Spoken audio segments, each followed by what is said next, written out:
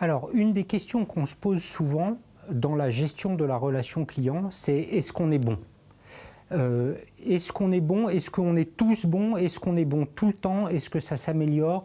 Parce que la relation client, c'est ça qui débouche sur du chiffre d'affaires. Donc, si vous êtes chef d'entreprise ou si vous avez des responsabilités commerciales, vous devez vous poser cette question régulièrement de est-ce qu'on est bon? Est-ce qu'on est efficace? Quelle est notre performance et comment est-ce qu'elle évolue?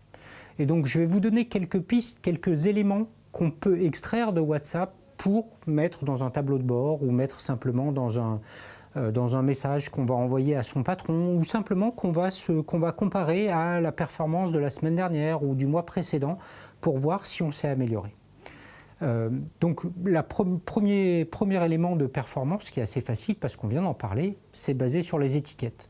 Donc la semaine dernière, on avait 250 personnes à rappeler à J+7. Cette semaine, on n'en a plus que 180. Ça a diminué. Pourquoi? On n'a pas forcément l'explication dans le nombre, mais en tout cas, ce sont des éléments de performance qui vont amener à poser des questions et dont les réponses vont peut-être amener à des réflexions intéressantes et à des prises de décision importantes.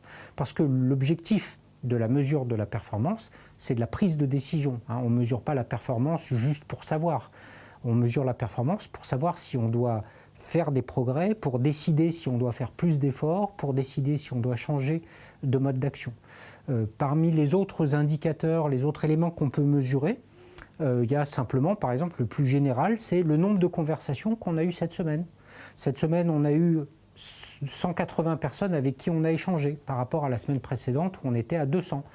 Il y en a moins. Pourquoi? Est-ce que c'est dû à la période? Est-ce qu'on est au début du mois? Ou est-ce qu'on est à la fin du mois? Est-ce que il y avait la tabaski? Est-ce que notre offre s'est réduite? Est-ce que nos prix ont augmenté? Évidemment, il y a les indicateurs classiques. C'est le nombre de ventes, le chiffre d'affaires, le nombre de prospects chauds. Et ça, c'est des choses qu'on n'a pas seulement sur WhatsApp, bien sûr. Mais c'est important de savoir si on les a sur WhatsApp. Autrement dit, si on a fait des ventes, l'entreprise, elle sait toujours si elle a fait des ventes, parce qu'à un moment donné, c'est forcément noté dans un cahier ou dans des comptes. Parfois, il y a même un expert comptable qui enregistre tout ça. Donc on sait qu'on a fait 1000 ventes.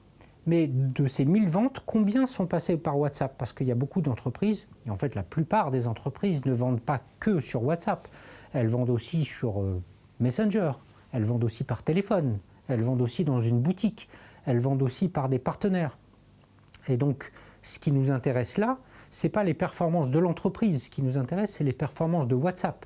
Et peut-être pour pouvoir les comparer au reste de l'entreprise. Est-ce que WhatsApp est plus efficace que la boutique? Est-ce que le WhatsApp est plus efficace que le commercial téléphonique? Et pour ça, il faut qu'on sache que telle et telle vente, parmi les 1000, ont été faites grâce à WhatsApp. Et pour ça, il faut tracer les choses. Et c'est un sujet sur lequel on reviendra.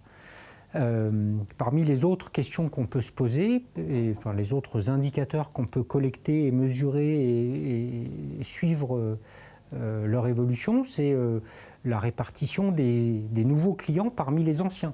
Est-ce que tous les clients de cette semaine, c'est que des anciens clients ou est-ce qu'il y a des nouveaux clients qui sont venus par WhatsApp? Qu'est-ce qu'ils ont acheté? Est-ce qu'ils ont acheté plutôt des sandwichs ou est-ce qu'ils ont acheté plutôt des pizzas?